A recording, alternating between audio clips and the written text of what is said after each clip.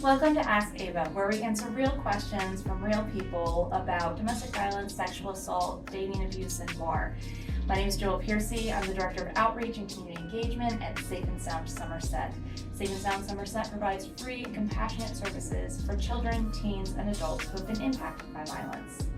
Today I'm here with special guest Jessica Fernandez from Coldwell Banker Realty. Thanks for joining us again. Thank you for having me again. I'm happy to be here. Yeah, so we get a lot of questions about abuse other than physical abuse. A lot of times when people think about domestic violence, teen dating abuse, they think about physical violence. But there's so much that goes into the power and controlling dynamics in abusive relationships. So today's question is focusing on financial abuse and what it is and how it impacts people. So what are your thoughts initially if someone asks, what is financial abuse? Well, I think the best response that I have for that, being someone who has experienced it firsthand in my past, is that it's a form of domestic abuse. And a lot of people do not realize that because it's not spoken about enough. It's not verbalized enough, and people don't write about it enough. So, but yeah, it's definitely a form of abuse, and it gives the abuser, power to control you. So it's definitely, it's usually done in a clever way when you don't realize it's happening until you're really like deep into it, and that's the scary part about it. Which is why I do speak on this topic quite a bit because it's one of the ways I felt really trapped in my situation a few years ago. That was really the main reason why I held on for so long, was because of the finances.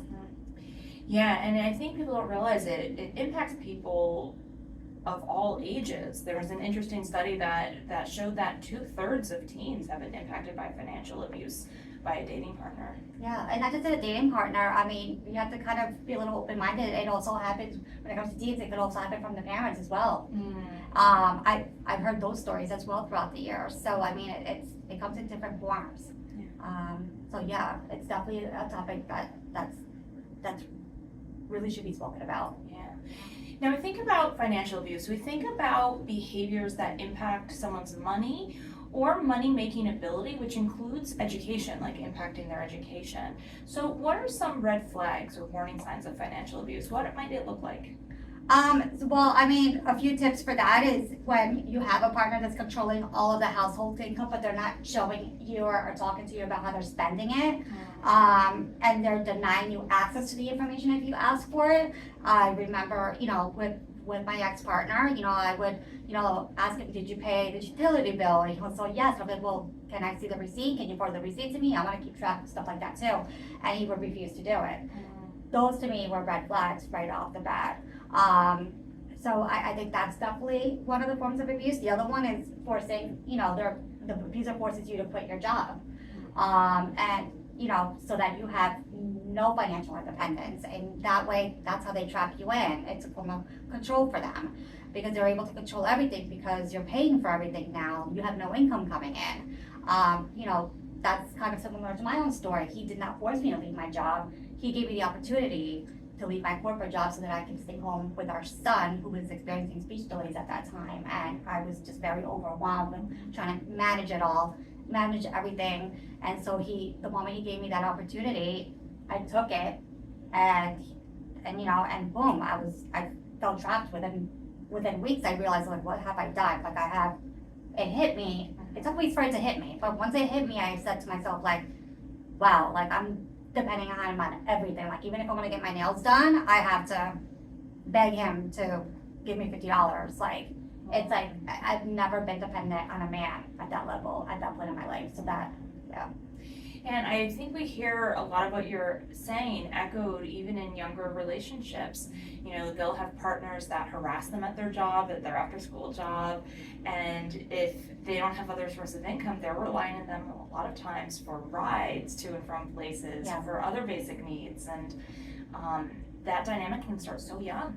It can, and it becomes a toxic cycle that plays over and over and over again. And if you're not surrounded by the right people, the right support system, you could continue to see that play out over and over again in your life with different relationships or with the same partner, however it plays out for you. So yeah, that's definitely, it's definitely a really toxic cycle that's very difficult to get out of. Because if you think about it, without the financial stability, how are you supposed to move forward? Right. In any way. I mean, if you lose your they force you to leave your job, that's your income right there. If they block you from accessing the bank accounts, that's another big way that the abuser controls their victims with finances. They cancel your credit card. Or the other big one for me is the allowance. They give you an allowance. And they limit what they give you so that they know you can't spend it on certain things. And that's one form of control as well. Racking up credit card debt in your name, knowing that it's gonna block you from moving forward, like getting an apartment, getting your own car if he's controlling you with the transportation and having to drive you everywhere. Yeah. It's definitely something that I think connects to every other form of abuse. Yeah, and it's interesting, we see that as well, even the young people, like stealing money from them, exactly what you're saying. We're here echo in so many different ways, and it really boils down to using money and money makeability, like education or jobs, to control. Yeah. The other thing we've seen often, that is what you're saying is reminding me of, is we'll have people say, oh, my boyfriend or girlfriend, they paid for something, and then they were demanding favors in return. Yes, I'm glad you actually brought that topic up, because that's something that really resonates with my own personal experience, is the guilt that they put on you for what they're doing, how they're financially supporting you. That was like one of the biggest things that I had to deal with in my own personal experience, just having everything thrown at my face. Because I'm paying the bills, you have to cook every day, you have to cook whatever I tell you to cook, you have to do this for me, you have to do my laundry. It was so many different ways that he used the favors he was doing for me against me to get what he wanted out of me. And I could, yeah, I can imagine that starts even right away. So often we hear about people saying, oh, even on the first date, they said because they paid for dinner, I had to go to their apartment, or I had to do something. And we want to stress that paying for things doesn't take away someone's ability to say no.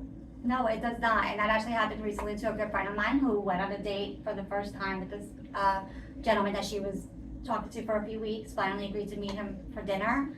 And the dinner went very well. The conversation flowed very nicely. And then at the end, he paid for dinner. And she offered to pay for half, but he said, no, I got this. He said, it's kind of offensive that they're asking me to pay for half. He kind of played that card on her. But, and then when they were walking to the car, she said, okay, well, her intention was fully to, go her own separate way. She wasn't gonna entertain anything else because it was just a first date.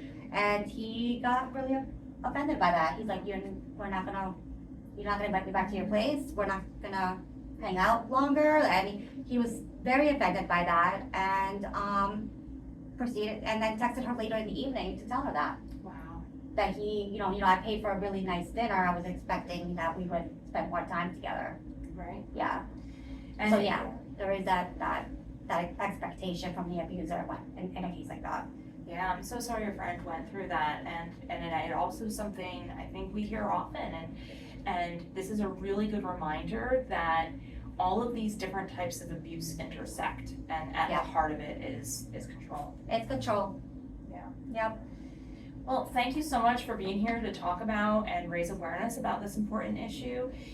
If you listening or someone you know needs help, you can call or text our 24/7 helpline at 866-685-1122 for supportive listening, information, safety planning, and connection for resources. You can also contact the National Domestic Violence Hotline or RAIN, the National Sexual Assault Hotline. Thank you so much for being here. Join us next time at Ask Ava. Bye. Bye-bye.